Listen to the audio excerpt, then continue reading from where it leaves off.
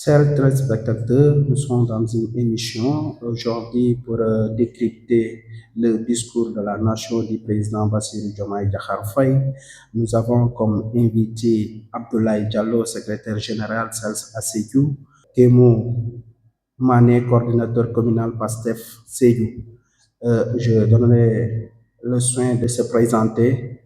En attendant Idrissa Ndiaye de la société civile de se présenter, nous donnons la parole à Ablaye Diallo qui va se présenter.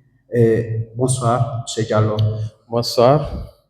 Comme vous l'avez dit, c'est M. Diallo Abdoulaye, secrétaire général de la section CELS de Sédhiou. Qui parle de CELS, c'est le syndicat des enseignants libres du Sénégal. Donc, mon milieu d'évolution, c'est bien sûr l'éducation. Donc, ravi d'être là parmi les invités pour un peu parler et apprécier le discours de M. le Président de la République à l'endroit de la nation. Merci beaucoup, M. Diallo. Et puis, on va passer le micro à Kémo Mané, le coordinateur PASTEF Sédhiou. Bonsoir, M. Mané. Bonsoir, M. Diallo. C'est bien Kémo Mané. Je suis le coordinateur de PASTEF Commune Sédhiou, également directeur d'école de Bamakunda.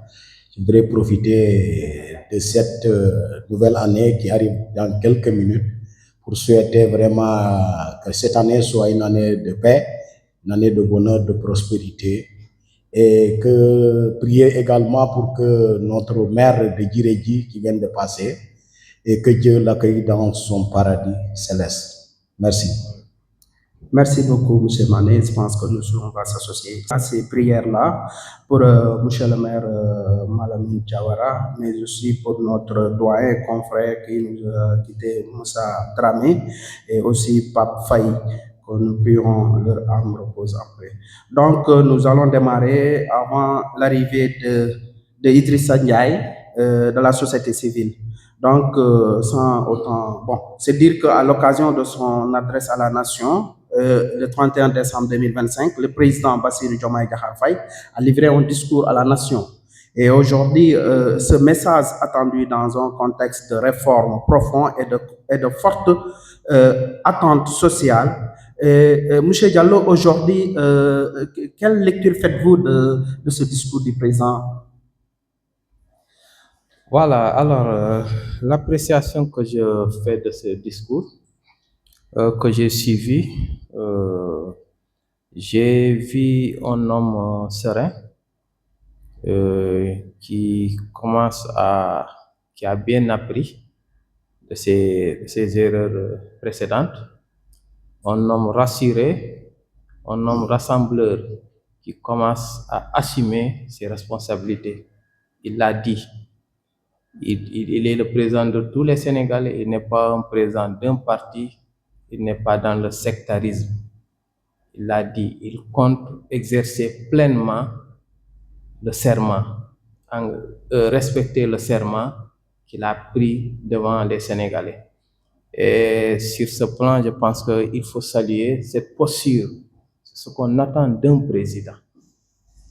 Il a été élu à 54%. Donc, autrement dit, ce n'est pas tous les Sénégalais qui ont voté pour lui, mais dès lors qu'il a été élu, il devient le président de tous les Sénégalais. Et quand il incarne cette posture-là, on ne peut que le saluer. Donc, je l'ai vu dans une posture de sérénité, d'assurance et de rassembleur. C'est ce qu'on attend d'un président de la République. Tout autre comportement m'aurait surpris. Donc, voilà les appréciations que j'ai de ce discours. Vous avez apprécié. Maintenant, si vous voulez que on va revenir sur le contenu. On va revenir sur le contenu, mais juste la forme. Mais pour ce qui est de la forme, voilà, le temps, il est solennel. Il n'y a rien à dire selon vous. La longueur, la durée du discours, c'est raisonnable. C'est 15 minutes, je pense 20 minutes au maximum. Donc, nous l'avons suivi. Donc, et il est revenu en langue locale, puisque c'est d'actualité et par rapport également à leur ligne directive. Merci beaucoup. Merci, M. Diallo. Selon vous, le discours sur la forme, c'est bien, c'est nickel. Et puis, le temps aussi, c'est bien géré. Nous allons passer le micro à M. Mané. C'est Mané. Donc, vous allez nous donner vos appréciations par rapport à ce discours. D'accord, vraiment, c'est pour rappeler d'abord que c'est une tradition que les présidents qui se sont succédés ont l'habitude de le faire. Le 31, c'est un moment important. Et je crois que, comme le disait tantôt Diallo, quand le président est sorti, d'abord, il y a l'apparence qui est quand même assez communicante. Donc, il avait rassuré. Il était serein. Il a parlé en rassembleur. Et quand même, il a eu à rassurer, quelle que soit la situation de début qui pouvait créer quand même une certaine panique. Mais on sent qu'il est rassuré, qu'ils sont quand même sur une bonne voie.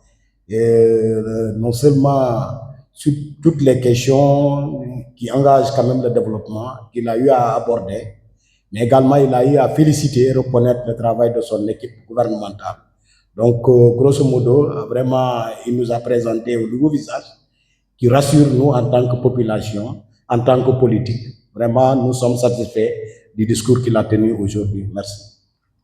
Merci beaucoup. Monsieur Diallo, est-ce qu'il y a une différence, le discours de la fin d'année 2025 et 2024? Y a-t-il une différence sur la forme? Bien sûr, 2024, il venait juste d'arriver. Tantôt, je l'ai dit, il a appris de ses erreurs.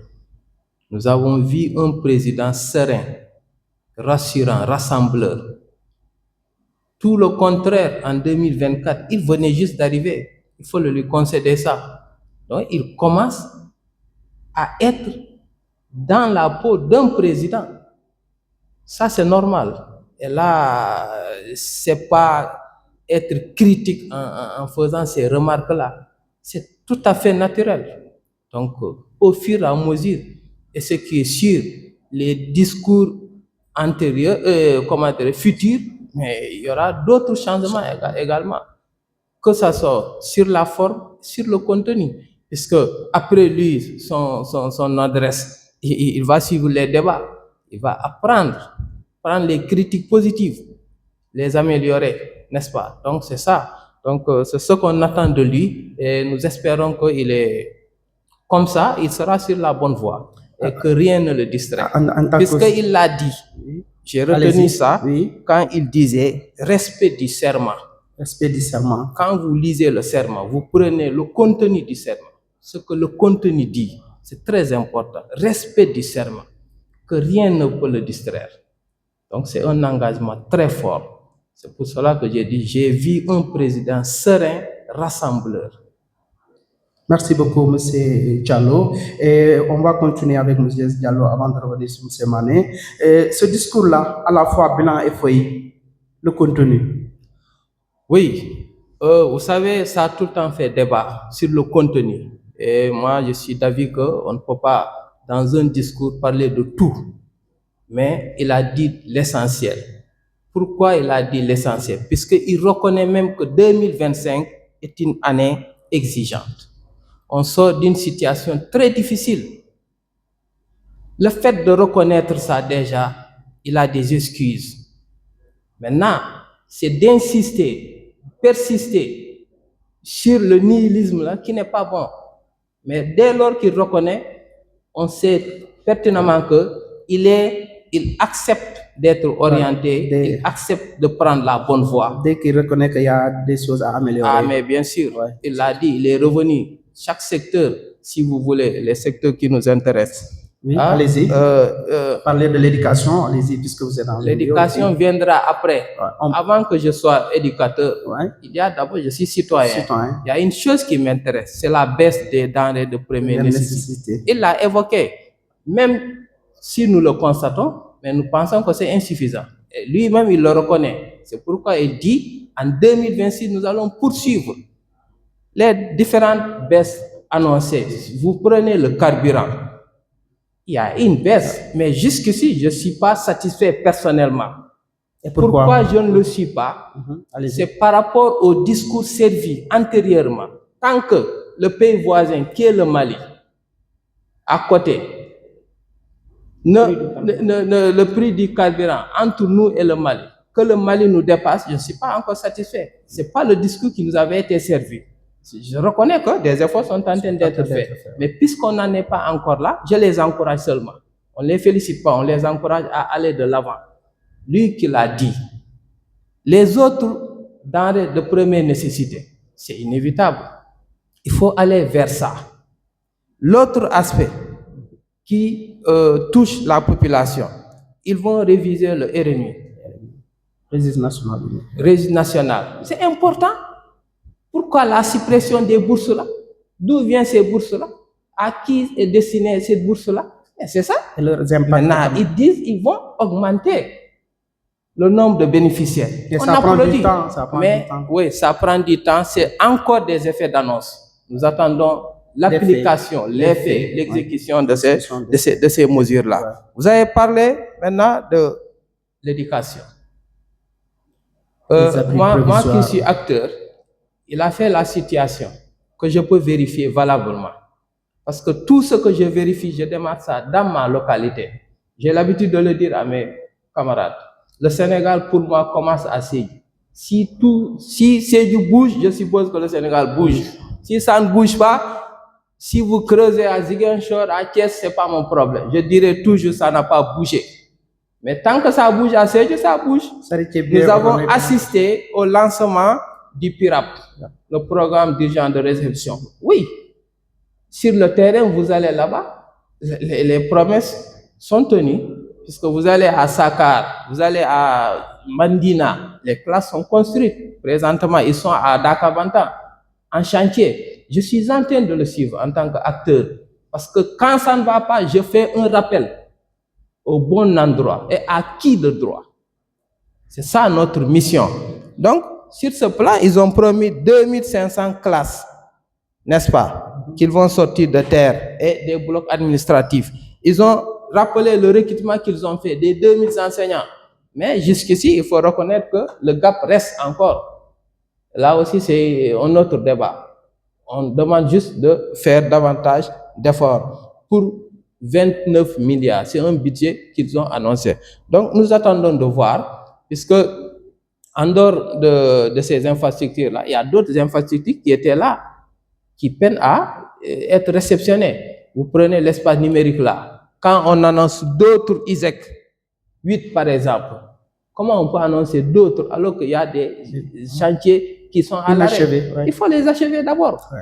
Il faut les achever. Je pense que de manière globale, ça bouge au niveau de l'éducation. Mais il y a un mais, c'est-à-dire qu'ils veulent embrasser beaucoup de choses en même temps.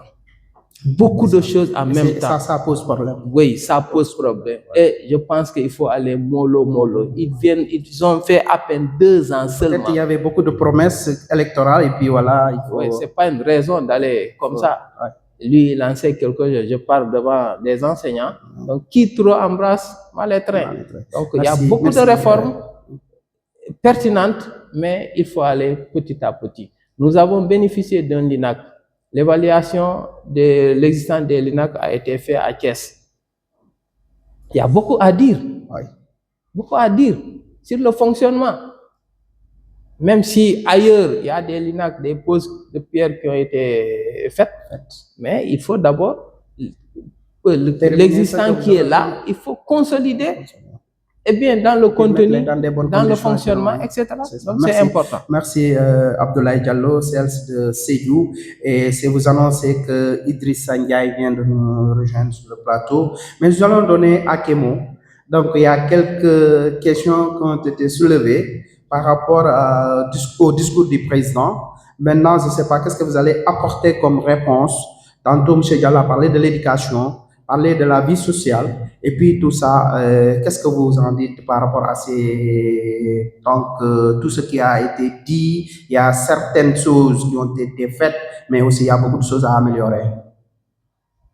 D'accord. Vraiment, je crois que on converge concernant l'importance et la pertinence du discours du président de la République.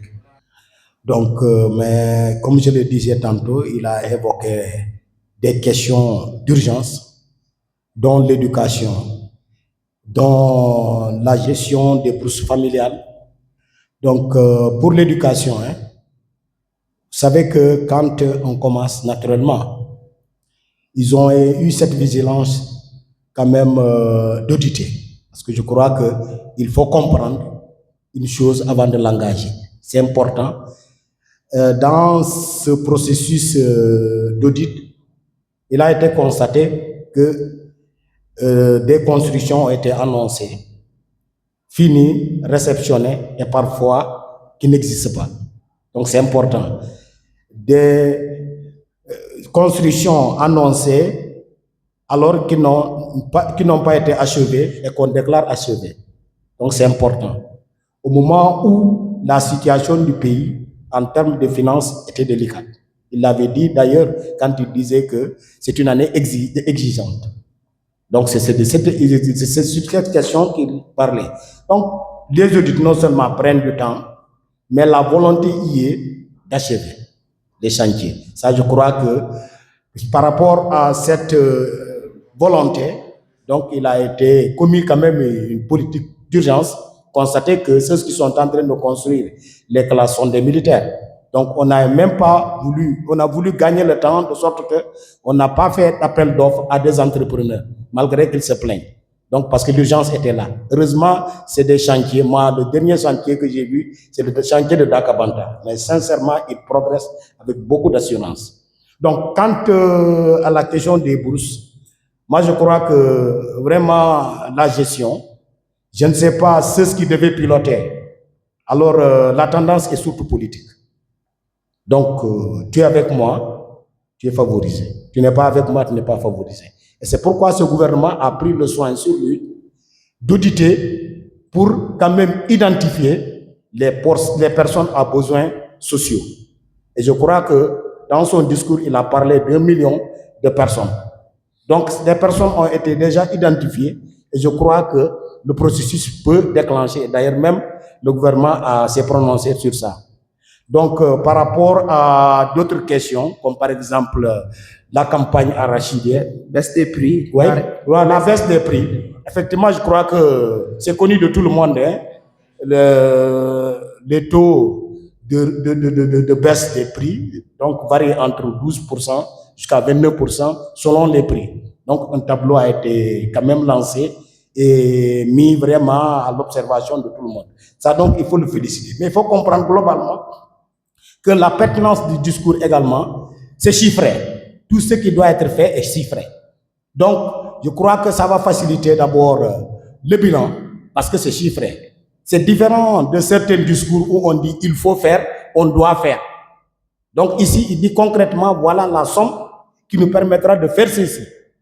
Donc c'est chiffré. Donc je crois que vraiment j'ai aimé cette chose et ce sera facile à évaluer à l'ordre du bilan, vraiment. Mais il a un peu l'inquiétude de M. Diallo aussi, c'est voir le prix du carburant entre Mali et Sénégal. Oui. C'est là qu'il n'arrive pas à comprendre. Voilà, il faut comprendre que le Mali ne produit pas, nous le produisons. Et peut-être antérieurement, il y a des accords. Que peut-être moi, je ne suis pas technicien, donc à la matière, mais en fait, il faut reconnaître que les accords signés, les conventions signées, n'allaient pas en faveur de la population du Sénégal. Donc, comme c'est des partenaires qui ont mis leur argent, je crois qu'on parle de renégociation des contrats.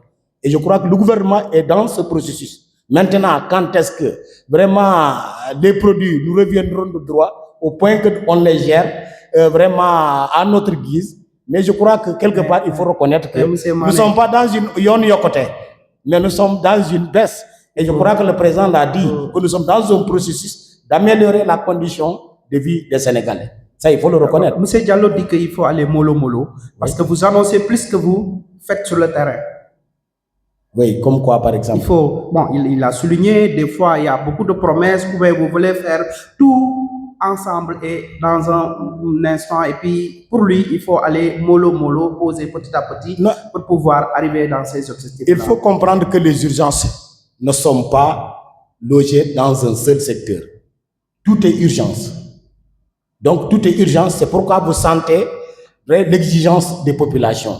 Vous allez voir les paysans qui en parlent, les étudiants, les enseignants, les hommes de tenue, partout, même s'ils ne parlent pas, mais je crois qu'au niveau de l'Assemblée, nous voyons vraiment ce que les députés apportent des différentes catégories sociales. Donc, c'est pour dire que tout est urgence.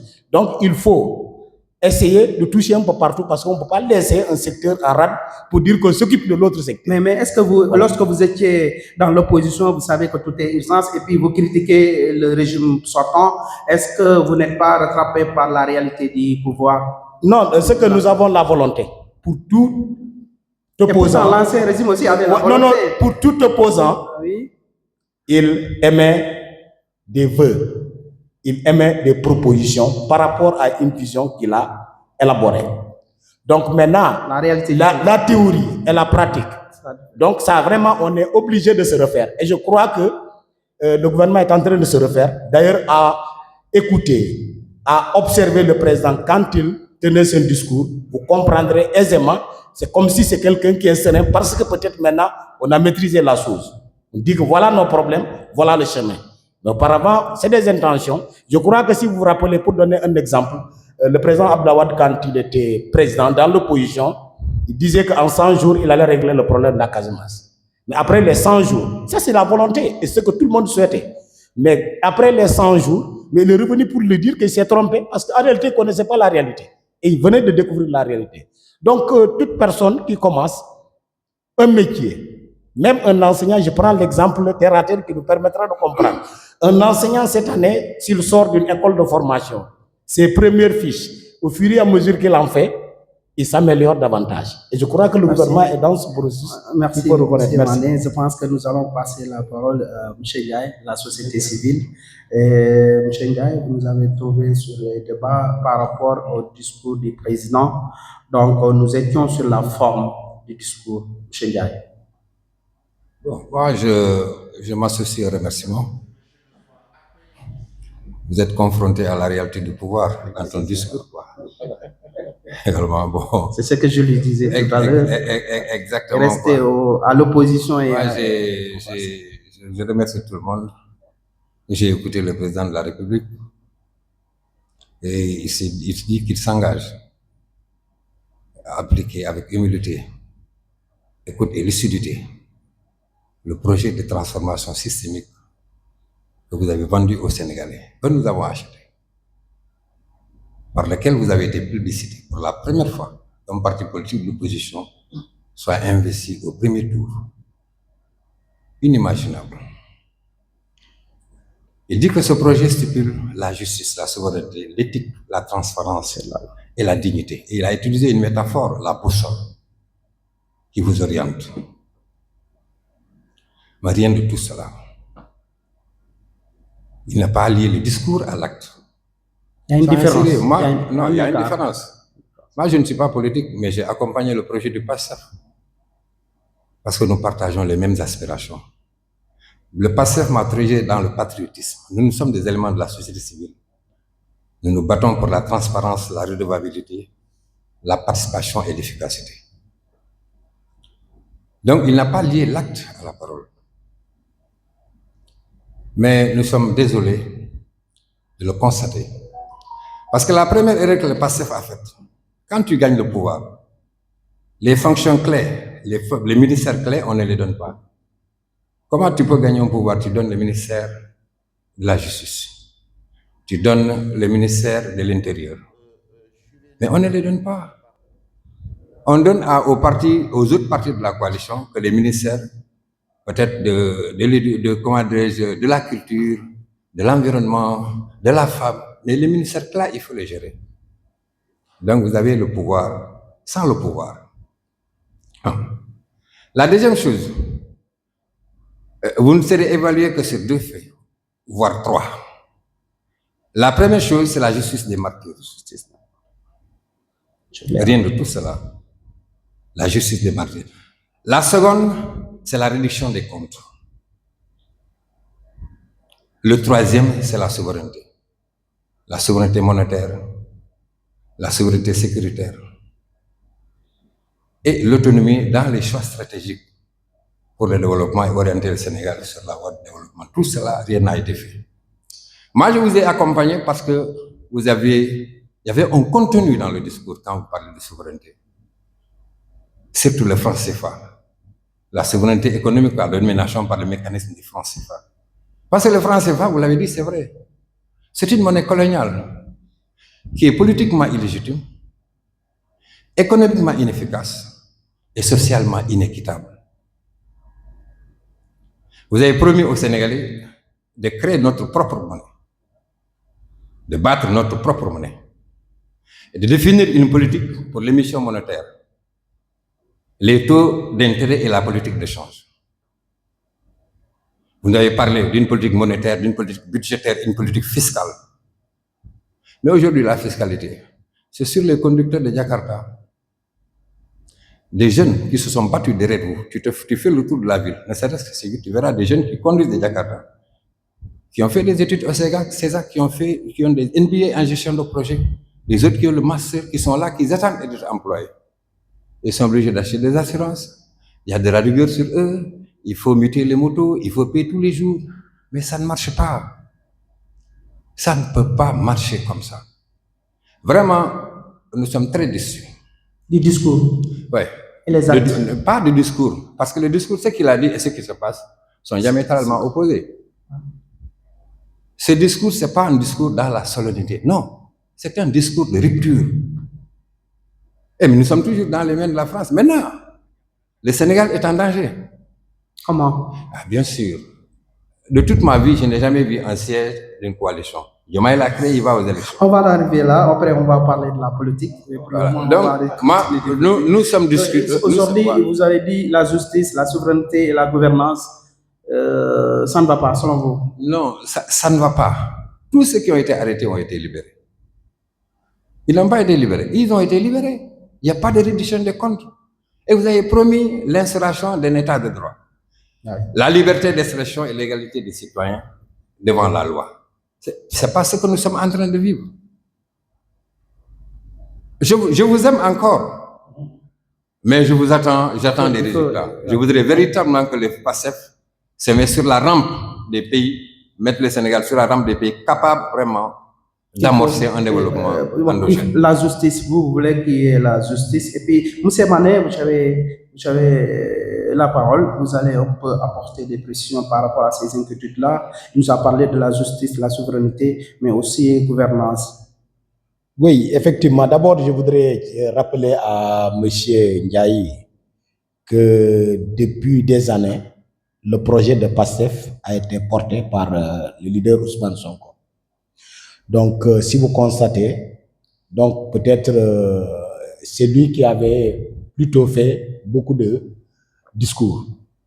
Alors, Dieu a fait que il n'a pas porté la candidature de PASTEF. Et cela a été porté par Diomaye. D'abord, il faut reconnaître que accéder à la présidence d'une nation, on se prépare. Psychologiquement, on se prépare. Ça aurait été peut-être pire si ce n'était pas Diomaye, si c'était moi-même. Peut-être parce que je ne me suis pas préparé, je me commettrais assez d'erreurs. Mais je dis que je me réjouis du fait que le président revienne pour dire que je vais respecter mon serment et je vais respecter le programme sur la base duquel j'ai été élu. Donc, il le dit 20 mois après son élection. Je crois que ça peut rassurer. Mais pour les questions de justice, moi, je crois que c'est très complexe. C'est très, très complexe. Oui, c'est complexe. Parce que peut-être vous êtes sans savoir que quand Sonko dit que, par exemple, un dossier d'enquête a été dissimulé et qu'il a finalement retrouvé. Donc, quand est-ce que les événements ont eu lieu? Et il faut donc énormément de temps pour mener des enquêtes. C'est vrai qu'on appelle des gens pour les écouter. Mais au moins, comme on a toujours dit au passé, on ne veut pas créer des dossiers à des humains. Et pourtant, ce n'est pas le discours que le leader tenait. Oui. D'abord, vous l'avez dit, vous avez promis à tout le monde qu'il y aura d'abord justice avant de faire quoi que ce soit. Oui, mais je pense que c'est à ce niveau. Effectivement, ce que je disais. Voilà. Mais si aujourd'hui vous nous dites que le temps de la justice n'est pas le temps de... Les approches sont différentes. Pas le discours. Mais ça ne signifie pas que... Parce que le président n'a jamais dit qu'il ne fera pas de justice. Mais de cette façon, moi, je suis rassuré qu'aujourd'hui, voilà. Non, je suis rassuré aujourd'hui s'il dit que il va respecter le serment et À 20 mois de voilà. ce... Oui, mais à 20 mois au moins, il a acquis quand même l'expérience que maintenant, vraiment, tu C'est sens en ce que- moment qu'il voilà. sait qu'il doit vraiment Voilà. faire Non, la non, non, justice. mais les dossiers peuvent prendre des années. Les dossiers de justice peuvent prendre des années. Mais même le moi, je leader, crois Ousmane- que- le président Ousmane Sonko, votre leader, ne disait pas ça. Il disait Oui. que, bon, les gens, l'opposition, c'est-à-dire, auparavant, le parti au pouvoir disait que le temps de la justice n'est pas le temps du. Oui. Mais aujourd'hui, c'est ce qu'on voit. Et auparavant, vous avez refusé voilà quoi. Et puis Non, aujourd'hui, vous il faut- acceptez que Il faut se réjouir. Aujourd'hui, la réalité du pouvoir. aujourd'hui, quelqu'un peut attaquer même l'autorité et demain, il se va promener. Ça, il faut l'accepter que quand même, il y a une démocratie, il y a une liberté d'expression. Si on entre dans le cadre vraiment de respect, si on n'exagère pas, on est libre. Ça, il faut le reconnaître. Donc, c'est pour vous dire que vraiment, je ne crois pas. En tout cas, moi, je fais confiance au président jusqu'ici. Et je sais qu'il n'a qu'une famille, que le PASTEF. C'est en politique, tout est stratégie. Tout est stratégie. Tant qu'il y a des actes qu'on pose qui permettent de dire que réellement c'est ça. On peut douter, mais il ne faut pas en faire une vérité. Donc c'est ça. En tout cas, moi, je suis rassuré que, en tout cas, dans tout Sénégalais qui a eu à être victime d'un acte de notre Sénégalais, en tout cas, la justice fera son travail. Mais il appartient à la justice de faire. Et réjouissons aujourd'hui que peut-être les autorités au sommet de l'État, en tout cas, ils n'ont pas posé un acte pour dire que, voilà, ils influent la justice à faire ceci ou cela. Donc ça, vraiment, je crois qu'on le témoigne nous tous. On va voilà. s'attendre à ça, M. Mané. Je pense que M. Diallo, vous allez prendre la parole et puis vous allez nous... parler de la justice, vous êtes satisfait? En fait, je pense que je suis là sous une casquette moins politique, bien que j'ai une couleur. Mais je préfère débattre sur le développement. Parce qu'il a prononcé un discours, il a parlé des différents secteurs, notamment sa dernière tournée en Casamance, qui m'intéresse moi. Je sais pas, les querelles internes là, franchement, ça les concerne. Et on ne peut pas venir faire leur procès ici, qu'ils gèrent ça. Moi, c'est l'aspect développement qui m'intéresse. L'aspect développement, ils sont arrivés au pouvoir avec des promesses. Il est bon de leur rappeler ça.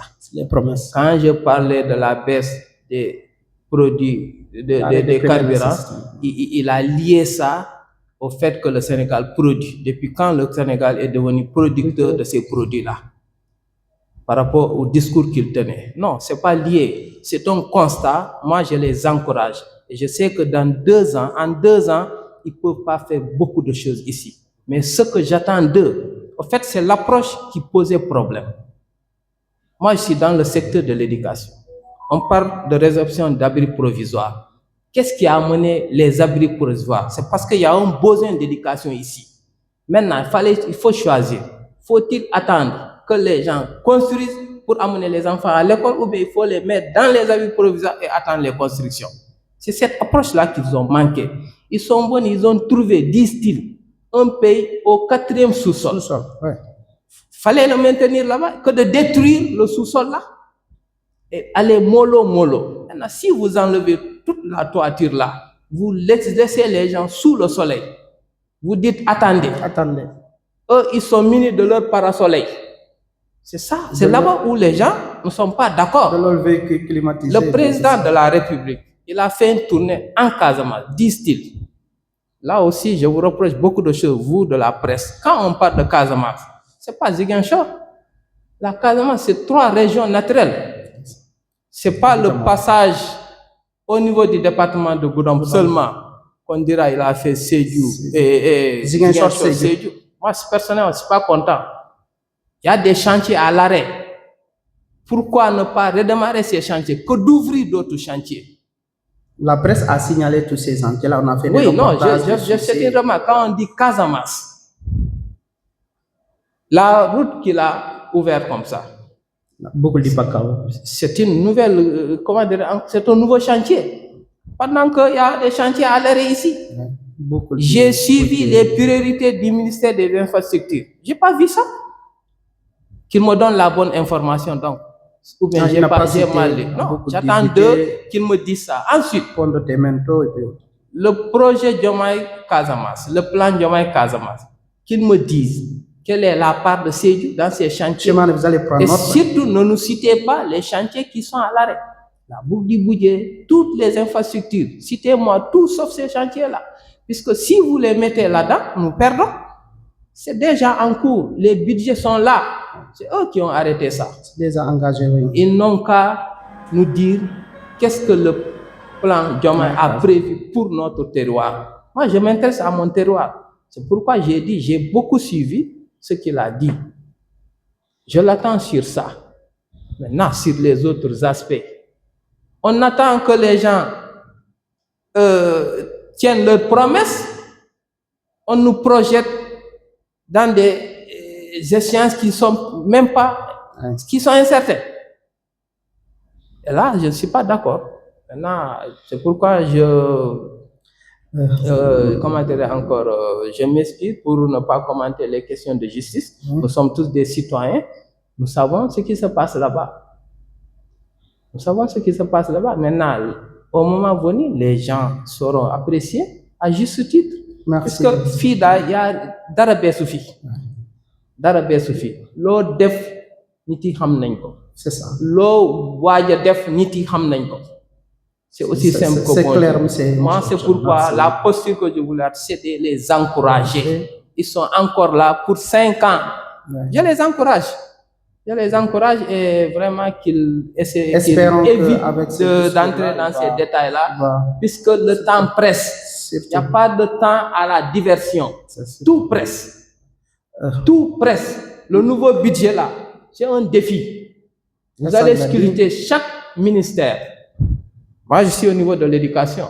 Je suis en train de suivre. J'ai dit, les réformes sont nombreuses, même si elles sont pertinentes.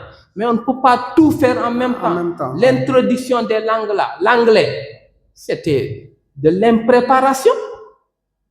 Ça, je l'ai dit. L'anglais, de l'impréparation. Vous décidez de son introduction sans trouver la ressource pour enseigner ces langues. Il y a maintenant l'introduction du MOEPS qui ne colle pas avec le recrutement. Une école déroule le programme. Et dans cette école-là, c'est une personne, par exemple, qui parle la langue-là qui a été choisie. Alors qu'on doit confier la classe-là à quelqu'un qui ne parle pas la langue-là.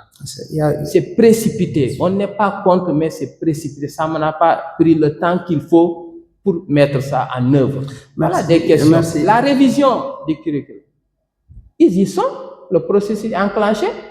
Mais moi qui suis acteur du système, partenaires sociaux, je ne me sens pas parce que je n'ai pas encore assisté à une rencontre où on m'a impliqué. Quand je dis on, c'est les organisations syndicales. Je n'ai pas encore assisté. Et nous sommes acteurs. Qui doit mettre ça en œuvre? Eux, ils décident. La mise en œuvre, qui doit faire ça? Les acteurs qui sont sur le terrain. Ils doivent être impliqués quand même. Maintenant, c'est tout cela que je dis. Il faut revoir les choses. Aller petit à petit. Je pense que c'est le bilan qui mène la course contre qui? Bilan. Non, il faut aller mollo. Merci beaucoup, M. Diallo. Je pense que M. Ndiaye, on va un peu parler sur la relance économique à travers l'investissement public, la création d'emplois et la rationalisation des dépenses publiques. M. Ndiaye. Moi, je m'associe également, je répète. M. Mané, vous allez prendre note des interpellations. Allez-y, M. Ndiaye. Je me répète, je félicite tout le monde pour la deuxième fois. Comme je l'ai dit, en termes de développement, surtout par rapport à l'emploi, aussi nous devons parler de notre région à Sédhiou, parce que Sédhiou est la première région productrice d'anacarde et deuxième en banane. Donc je pense que cela est une opportunité de créer des unités de production, de transformation d'anacarde et de bananes. Je pense que cela pourra nous permettre de créer de l'emploi. Mais également, nous avons constaté lors du Conseil des ministres décentralisé, M. Abdallah Macky Sall, Du président Macky Sall, oui. Et bon, ils avaient retenu qu'il faudrait faire de Sédhiou un pôle de développement aquacole. Donc, ils avaient promis la construction de 25 fermes aquacoles. Donc, 12 par le PAPEJ, les 13 par le ministère de l'économie et des finances. Mais jusque-là, le projet tarde à voir le jour. Je pense que cela aussi est une opportunité. Comme nous sommes dans le cadre de la continuité du service public, cela aura véritablement non seulement créer de l'emploi, mais soulager des populations parce qu'à Séville, le poisson coûte excessivement cher. Et nous sommes au bord des eaux douces. Bon, cela est incompréhensible. Parce que finalement, tout ce que nous mangeons comme poisson, nous vient d'ailleurs, de Kafountine, etc., etc., etc., etc., etc. Bon, également, je pense que les jeunes aussi qui sont là, qui roulent en Jakarta, il y a une façon de les organiser. On a besoin de l'appui de l'État parce que nous subissons souvent des tracasseries policières. Les gosses n'ont pas les moyens parce que le Jakarta aujourd'hui, avoir 2000 francs, 3000 francs par jour, c'est extrêmement difficile. Et la plupart de ces gosses-là, généralement, ce ne sont pas des ignares. Ce sont des gosses qui ont fait de hautes études. Il faut chercher, il faut faire un micro-territoire, les interroger. Tu trouveras des gosses qui ont le master, des gosses qui ont fait le NBA, des gosses qui ont fait de hautes études. Mais par faute d'emploi, ils utilisent le Jakarta pour avoir des ressources additionnelles et penser à autre chose. D'autres viennent avec vacances également, ils roulent en Jakarta, c'est pour avoir un peu de moins, pour financer leurs études. Là également, je pense qu'il faut revoir comment les organiser, pour voir véritablement qu'ils puissent échapper à certaines tracasseries parce que l'on souffre aussi avec la police. Moi, j'ai fait certaines régions à Ziguinchor, ça je ne vois pas, très rarement. À chaque fois, la police sort pour arrêter des gens. À Kolda également, ailleurs. Mais ce qui se passe à Signy, vraiment, ça mérite une réflexion sérieuse. Donc, par rapport à l'emploi des jeunes, jusque-là, on n'a rien vu. Ils ont promis. Le président dit que l'année 2026, ça sera l'année de l'employabilité. Maintenant, pour employer, comme ils l'ont dit, ils disent qu'il faut un développement endogène. Un développement endogène, développer le Sénégal à partir de nos propres ressources, la pêche, l'élevage, l'agriculture. Mais ils ne sont pas en passe de le faire parce que c'est la première étape pour aller à l'industrialisation. Donc, je pense que c'est un pays qui veut développer l'agriculture et l'élevage. Il faut développer des filières d'études en agronomie, etc., et en élevage, parce que l'agriculture et l'élevage sont intimement liés. Mais cela n'est pas en train d'être fait. C'est-à-dire, moi, je ne comprends pas assez Wolof, mais les Wolofs disent que Chine, ici, il n'y a pas de magie, quoi. C'est-à-dire, ils ne sont pas en voie, ils ne sont pas sur la route. C'est-à-dire, nous ne croyons pas à ce qu'ils nous disent. Est-ce que tu as vu? Ils veulent créer de l'emploi, mais comment les créer? Parce que les écoles de formation même qui sont là, il n'y a pas d'adéquation entre l'école de formation et les emplois sur le terrain. Donc, il faut préparer les jeunes. Nous avons cette expérience parce que nous en avons été victimes. Quand on devait amener les primo-cas à Séville, c'était le discours des politiques. Oui, on amène du travail, on amène du travail. Mais quand le primo-cas était venu, ils n'ont pas préparé les gosses. Parce que les primo-cas avaient besoin de conducteurs d'engins, des bulldozers, des gradeurs, etc., etc. Mais les gosses n'étaient pas préparés à ça. Mais ils ont travaillé en qualité de manœuvre. Et la plupart d'entre eux n'étaient pas prêts pour ça. Donc, naturellement, pour ce cas de figure, il faut prendre des gosses, les former, les orienter vers des entreprises, sur le terrain, apprendre, ou bien les orienter. Aller là-bas, voilà ce qu'il faut faire. Donc, les gosses allaient apprendre les engins. Quand le primo-cas était là, ils allaient être la cheville ouvrière du projet. Donc, le projet est là, le projet est parti. Aucun gosse de Séville n'a eu un emploi adéquat. Sauf un gosse de Santosu qui a appris à courir, à rouler avec des engins. Il s'appelle Kikuta. Le jeune de courte taille là, quoi. Hein? Il est actuellement à Ziguinchor, qu'on utilise un peu partout. Donc, moi, je pense qu'il faut développer le capital humain. Ils ne sont pas en train de le faire. Ils sont pas dans la Et tout ce qu'ils disent, c'est du verbiage. Qui est mon année que j'avais connu, avec lequel je discute souvent. Le discours a changé. Ouais, non, il se défend. Non, je le comprends. Je vous le concède, quoi. Il a le droit de défendre son projet. Mais lui-même, pertinemment, c'est que vraiment, nous ne sommes pas sur la rampe. C'est-à-dire, ce qu'on a demandé au PASTEF, c'est de nous créer des institutions fortes, de mettre le Sénégal sur la rampe des pays capables, n'est-ce pas, d'amorcer un développement endogène. Mais ce n'est pas ce qui est en train d'être fait. Et cela ne se fait pas du tic au tac. Il faut préparer le capital humain. Il n'y a pas de formation, il n'y a pas d'orientation, il n'y a pas de conseil. Chaque fois des discours, du verbiage. L'heure n'est plus à la théorie, l'heure n'est plus à la spéculation. Le président de la République parle d'engagement. Il faut s'engager sur les règles en vue de sa transformation. Je pense que c'est ce qui est important. Yahi, je pense que, M. Mané, vous allez apporter des précisions par rapport à ces inquiétudes. Je commencerai d'abord par Diallo. Diallo. C'est un technicien de l'éducation. Ouais. Et peut-être moi, je voudrais savoir si peut-être le ministre, quand il était là, au mois de septembre, je ne sais pas, il y a un mois, il était là, avant, ou octobre, quand il était là pour un CRD qu'ils avaient organisé, je crois même ici même. Je ne sais pas s'il n'avait pas eu à avoir la parole pour faire ses observations, ça je ne sais pas. Et quand il me dit qu'il n'est pas associé, je ne sais pas, à une réflexion concernant l'introduction des langues nationales. Donc, je me demande quoi. Voilà, parce qu'en fait, la signature de l'initiative là, en réalité, ce nouveau gouvernement l'a trouvé. D'ailleurs, quand vous constatez les documents ont été signés par Cheikh Anne. Donc, c'était validé. Finalement, qu'est-ce que vous avez fait? Oui, effectivement, non, on n'a fait qu'appliquer. Voilà, non, on n'a fait qu'appliquer parce que c'est pertinent. Ouais. Il faut reconnaître quand même que c'est pas c'est des intellectuels qui ont pensé. Et je sais que quelqu'un qui maîtrise sa langue, même s'il écrit une œuvre, vous sentez qu'il reflète quand même ce qu'il est. C'est pas précipité, c'est ce que vous voilà, maintenant, c'est précipité ou pas, je crois qu'on peut dire que c'est tout au début est difficile. Moi-même, j'ai fait cette formation, je devais l'appliquer. Mais il faut reconnaître que depuis l'année passée, on a commencé dans les classes de CI. Et cette année, on est parti au CP. Ce n'est pas toutes les classes qui sont concernées. C'est vrai. Mais en tout cas, jusqu'ici, bon, comme on n'a pas encore évalué, peut-être à la fin de l'année, les gens vont évaluer. Parce qu'on a fait quand même une première évaluation. Donc, ensuite, maintenant, peut-être à la fin de l'année, on verra sur la pertinence de tout cela. Mais je crois que si vous allez, par exemple, dans les collèges, donc il y a l'enfant à plusieurs disciplines, ça il faut le reconnaître. Donc maintenant, faudrait-il peut-être y rester ou changer? Mais je crois que l'orientation que le président a donnée aujourd'hui, il parle d'orientation des apprenants vers une qualification et également les matières scientifiques. Je crois que le Sénégal est dans cette logique. Et je suis d'accord avec Diallo quand il me dit qu'on le fasse mollo. Ça, je suis d'accord avec lui. Donc, concernant la formation des jeunes, je crois qu'il y a assez de plateformes. Diallo, il a parlé des infrastructures que vous avez trouvées ici. Oui. Et quelles sont les infrastructures que vous avez initiées, vous, le nouveau régime?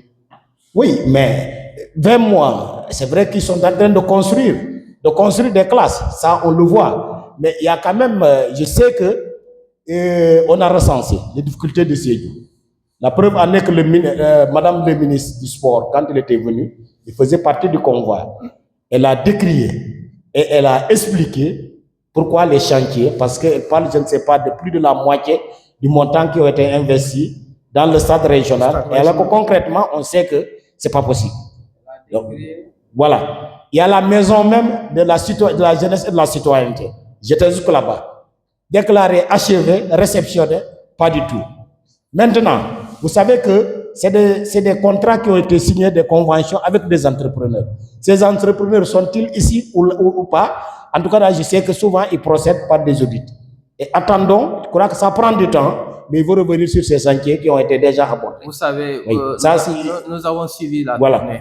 Pour le cas d'espèce, je vous aide. Oui. Pour le cas d'espèce, pour le stade régional, oui. Nous avons suivi la visite de Madame le ministre. Oui. Vous savez, en réalité, une autorité, quand elle se déplace, oui. elle dispose de toutes les informations. Effectivement. Quand elle est venue, elle a constaté.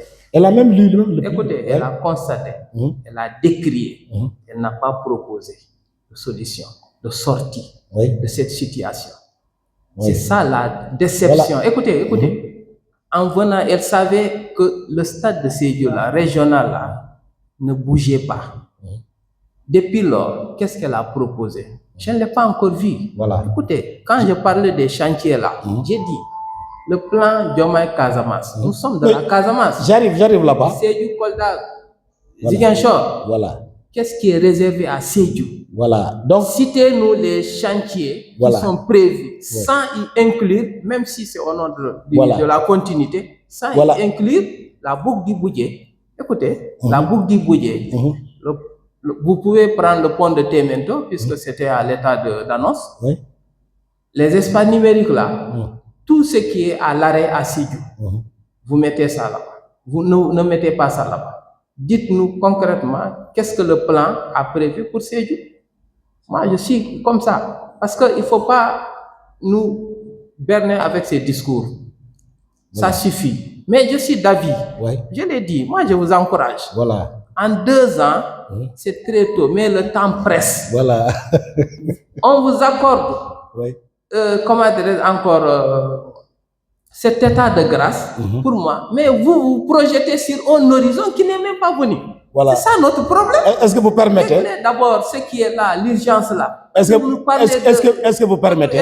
Maintenant, il faut les comprendre. Non, vous permettez, parce que moi, je n'ai pas fini. Mon raisonnement. Présentement, quand ils parlent, chaque mot est posé, sous-posé, pour voir qui est pro-PM, qui est pro-président. Non, nous ne sommes pas dans ça. Allez-y rapidement, il nous reste 10 minutes. Voilà, effectivement, c'est pour nous dire qu'aujourd'hui, il y a une restructuration au niveau de la gestion des affaires au niveau du gouvernement. Donc, vous allez constater qu'il y a maintenant un ministère des infrastructures. Donc, dire que les constructions maintenant dépendent d'un seul ministère. Ça ne sera plus de l'autre. Donc, la dame là, présentement, elle ne peut pas dire autre chose. Maintenant, le nouveau ministre qui est là, qui a le dossier avec lui, je crois qu'il est mieux placé pour dire que voilà ce que je ferai. Il faut qu'il s'approprie des dossiers pour achever d'abord les chantiers là. Mais le plan Diomaye Casamance, c'est-à-dire d'abord, vous êtes sans savoir que vraiment la région a connu un grand retard par rapport aux autres régions. Et l'urgence, c'est d'abord de sécuriser les déplacés. Les sécuriser, vous avez vu qu'ils sont en train de construire des logements, de les ramener, de les installer, de les accompagner. Ça, je crois que c'est une urgence. Parmi tant d'autres. Retour des personnes déplacées. Ça, c'est une urgence. Mais également aussi, je crois que ce qui concerne le développement, il ne faudrait pas seulement miser ça sur l'État. C'est important. Aujourd'hui, par exemple, au niveau local, on peut prendre des initiatives. Il y a des opérateurs économiques. Si peut-être ils sont accompagnés, ils peuvent aussi aider l'État à trouver de l'employabilité. Ça, c'est important. Donc, mais l'État de son côté, pour le plan Diomaye, je sais que ce n'est pas pour Ziguinchor seulement. L'urgence est à Ziguinchor, mais c'est pour toute la Casamance. D'ailleurs, même sa visite, il devait faire les 3 régions. Mais compte tenu, parce que c'est une autorité, nous-mêmes étions programmés pour venir jusqu'à Sédhiou. Et on nous a conviés à faire un travail documenté, je vous dis bien. Parce qu'il fallait le présenter et échanger avec le président. Non. En tant que dans le cadre politique. Voilà, dans le cadre politique. Pas des autorités. Hein. Voilà, parce que voilà.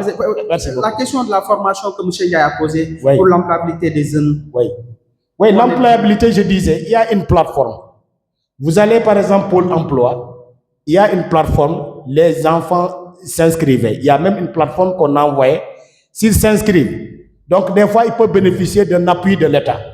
Il y en a ceux qui ont bénéficié. Peut-être certains ne veulent pas s'éloigner parce que tu peux te retrouver à Thiès. C'est important. C'est vrai qu'il y a des écoles de formation ici. C'est des écoles quand même qui n'ont pas progressé. Et là, je crois que tout le monde plaide. Moi, ma qualité de président de la commission éducation, j'ai eu à échanger et on a eu à travailler avec des gens. Mais la sollicitation majeure, c'était que le relèvement du niveau déformé. Parce qu'en fait, ils sont dans un CAP, rarement un BEP. Donc, on veut aller jusqu'au BTS. Mais ça, c'est une décision institutionnelle. Ça ne dépend pas du niveau local. Et nous, c'est ça. Merci. Merci. Je veux l'appuyer par rapport à la formation. Oui, allez-y. C'est vrai. C'est vrai. Mais il faut l'encourager. Parce qu'aujourd'hui, nous avons le CFP. Nous avons le CEPA, nous avons le CFPI, qui sont des écoles de formation. Ce qu'il faut dire aux jeunes de Sédhiou, il faut les encourager à aller dans ces écoles-là. Ces centres-là sont en train de faire d'excellentes choses. Même s'il faut, reconnaître, il faut renforcer ces établissements-là en matériel, n'est-ce pas? Maintenant, leur capacité d'accueil aussi, il faut augmenter ça. Améliorer. Le centre est en train de faire sa mue au niveau du CEPA.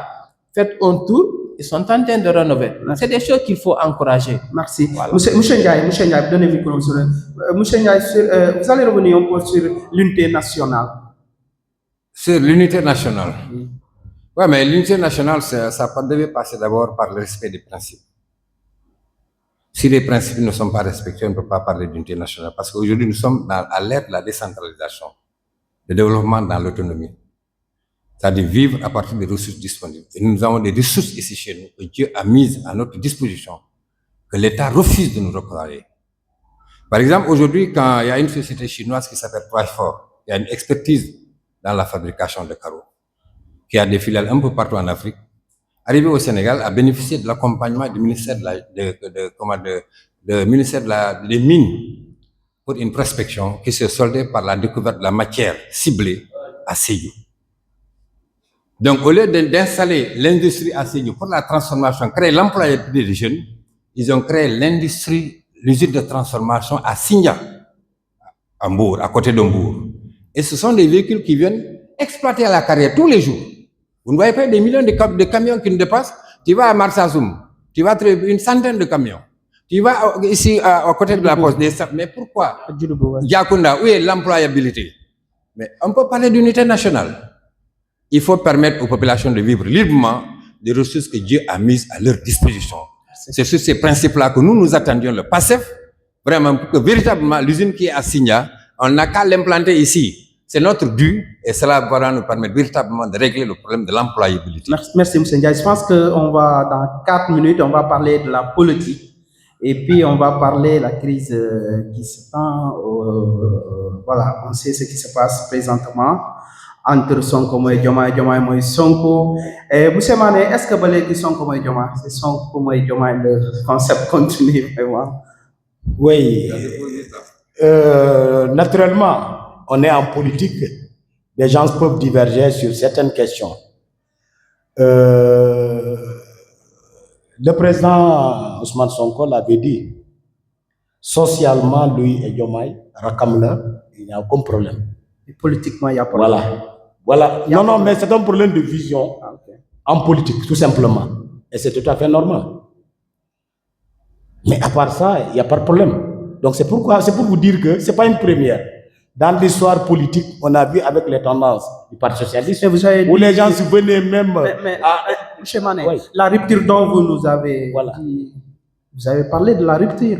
Mais effectivement, c'est un processus. Et aujourd'hui, si vous faites les mêmes choses qu'on faisait... Non, on ne peut pas décréter. Qu'est-ce que nous avons fait qui n'entre pas? Parce que on ne décrète pas une chose. Quand on vient pour gérer les humains, c'est un processus pour les amener à changer. Donc c'est pourquoi... Sonko n'est plus Diomaye n'est plus Sonko. Non, ça moi je ne le dis pas parce que le président ne l'a jamais dit. Et Sonko ne l'a jamais dit. D'accord. Voilà, ils ne l'ont jamais dit. Donc moi je ne peux pas le dire. S'il le disait, j'allais dire effectivement, tel a dit. Voilà, donc aujourd'hui, même le président Diomaye, mais il est de nous, il n'a jamais dit qu'il a quitté le PASTEF. Ça c'est vrai. Il y a des actes forts en politique, quand on les pose, on sait que pertinemment que maintenant c'est terminé. Mais jusqu'ici, donc... c'est peut-être une stratégie, hein? Moi je considère que des stratégies politiques. Qu'est-ce qui ne nous permet pas de rassembler tous les Sénégalais à partir de ce que nous faisons? Et demain on le dit, voilà, maintenant le chemin est là, allons-y ensemble. Mais ça aussi, il faut le penser. Merci beaucoup. Monsieur Ndiaye, une première, un président qui crée sa coalition. Voilà, exactement. C'était Kémo. On peut connaître la personne que sur deux volets.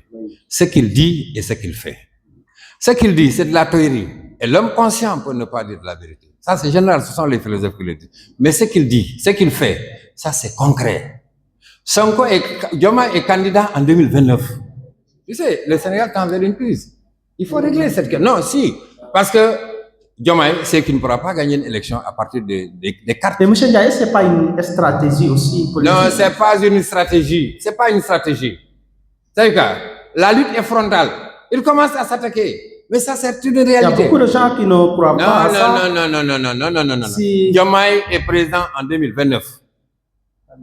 Candidat en 2029. Sonko est candidat en 2029. Maintenant, le paradoxe, Diomaye, sachant qu'il ne pourra pas gagner à partir du suffrage des Sénégalais, il compte sur d'autres opportunités pour gagner les élections. Ça, c'est une possibilité. Mais le divorce est là. Le PASTEF est en phagocytose.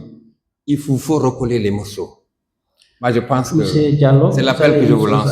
Par rapport à cette, on ne peut pas dire crise quand même, peut-être stratégie politique. Juste stratégie politique. Ce que je vais dire, c'est juste que c'est une situation inédite au Sénégal. Il faut le reconnaître. La manière dont le Dieu est arrivé au pouvoir, ça n'a jamais existé. Et nous suivons, nous sommes des hommes réfléchis, nous savons lire les choses. Il l'a dit, il y a l'acte et la parole. Vous pouvez parler pour faire des choses, mais vous pouvez poser des actes pour répondre à certaines paroles. Mais moi, toujours, je reste dans cette prière. Je prie pour que, en 2029, les prochaines échéances, quel que soit, même en 2027, que les Sénégalais reviennent à la raison, savent faire le discernement. C'est très important. On attend une équipe sur des résultats, mais cette équipe n'en fait pas une priorité. On pense aux échéances. C'est pourquoi je prie pour que ces Sénégalais-là, à qui on avait caché certaines vérités, qu'ils se réveillent pour pouvoir s'auto-évaluer ou bien évaluer l'actuelle équipe. Puisque après tout, on attend un bilan qui doit être présenté aux yeux des Sénégalais et les gens vont décider calmement. C'est cette prière-là que je formule, n'est-ce pas? On a 2 minutes déjà. Je pense que vous allez répondre et puis vous pas. Voilà, donc vraiment, je crois que Diallo, je crois que ils sont en train de travailler, ça il faut le reconnaître. Il y a beaucoup d'actes qu'ils ont posés. Honnêtement, aujourd'hui, pour le cas d'abord de Ziguinchor, l'usine qui a été ouverte, qui est restée pendant combien de temps? À Ziguinchor, il n'y avait même pas d'usine. Je crois que, et encore la dynamique de paix, sachant que beaucoup d'activités vont reprendre. Ça, il faut le reconnaître. Donc, cette situation de stabilité, c'est important. Donc, ne voyez pas cette différence entre, bon, peut-être point de vue, on considère que c'est un problème, que les gens pensent à une politique. Non, non, non, c'est pas ça. Et en politique, on dit jamais, jamais. Parce qu'en fait, on a vu l'histoire, depuis le Parti socialiste, des gens qui peuvent diverger, et des fois violemment, et qui se retrouvent. Donc ça, je dis que, alors qu'ici, nous ici, il n'y a pas de violence. C'est des propos, bon, c'est des spéculations. C'est pourquoi le discours du président aujourd'hui, voilà, le discours du président, quand il dit qu'il prend d'engagement de respecter son serment, la Constitution et le programme sur la base duquel il a été élu, mais moi je suis rassuré. Le programme, c'est la vision 2050. Merci. Voilà, donc vraiment, je vous remercie. Le dernier tour de table, et puis on va donner à Diallo, je pense que le dernier mot, et puis on va... Voilà, juste vous remercier. Et ce fut un plaisir de débattre sur le message de Monsieur le Président de la République, à qui nous souhaitons une longévité, une santé solide également, pour qu'il puisse mener à bon port les destinées de ce pays-là. C'est vrai, le Sénégal est dans un tournant décisif. Les priorités sont là, et avec la crise mondiale là, j'ai dit aucun régime ne sera, aucun président ne va gouverner dans une situation économique réalisante. C'est le monde qui l'a commandé ainsi. Donc il faut se battre, il faut mobiliser toutes les ressources, d'où qu'elles se situent, pour l'intérêt du Sénégal. Parce qu'on en a besoin. Le retard là, on ne peut pas le rattraper. Donc le peu que nous disposons, mettons ça à contribution pour le développement du pays. Maintenant, pour Sédhiou, nous les attendons. Et moi, je tiens beaucoup aux chantiers qui sont à l'arrêt, surtout la boucle du Boudjé. C'est un chantier importantissime. Et je suis au regret de le dire, quand j'ai consulté la page du ministère des Infrastructures, j'ai pas vu ça annoncé, j'ai pas vu le chantier annoncé dans les priorités. Et c'est eux qui ont bloqué ça. Donc je prie que 2026, qu'on nous annonce la bonne nouvelle, que les engins sont là, ils sont revenus pour reprendre les travaux. Merci beaucoup. N'est-ce pas? Et souhaiter une excellente année 2026 à mes débatteurs, mais à l'ensemble de la population, à l'équipe municipale qui est là. Merci. Que les projets enclenchés ou bien les projets arrêtés voient le jour Merci. que le budget soit mobilisé pour pouvoir les réaliser. C'est tout le vœu que je formais à leur endroit, qu'ils réussissent en bonne santé. Merci beaucoup. Monsieur Ndiaye, vous avez la parole. On aurait pu parler de la dette cachée, malheureusement le temps est parti. Le dernier mot. Je remercie mes co-débatteurs, qui est mon ami quoi, du PASTEF. Je souhaite à ce que Dieu vous donne les moyens véritablement de répondre à la demande sociale. Merci beaucoup. Merci M. Ndiaye. Et puis voilà, M. Mané, vous avez la parole. Voilà, je me réjouis vraiment d'avoir des co-débatteurs quand même sereins, très sereins parce que le débat était serein et à la fois intellectuel. C'est vrai que le temps ne nous permettait pas d'aborder toutes les questions. Et je les remercie parce qu'en fait, pour le PASTEF, c'est l'activité mentale. Notre débat, c'est dans l'esprit, c'est pas dans le combat, un duel fort. Donc, on pose les débats et on discute. Il y a une telle démocratie que des fois, on pense que les PASTEFiens ont un problème. Ils n'ont pas de problème. Voilà, ils n'ont pas un problème. Ils peuvent se retrouver au moment des urgences. Et j'ai pris comme tantôt qu'ils le disent, je suis conseiller et je crois qu'on a toujours défendu pour que Sédhiou quand même bénéficie de tout ce que les autres régions bénéficient. Donc je crois que je prie également pour que dans ce programme de 2026, que vraiment beaucoup de problèmes de Sédhiou soient vraiment réglés au profit des populations et beaucoup de projets arrivent dans notre terroir.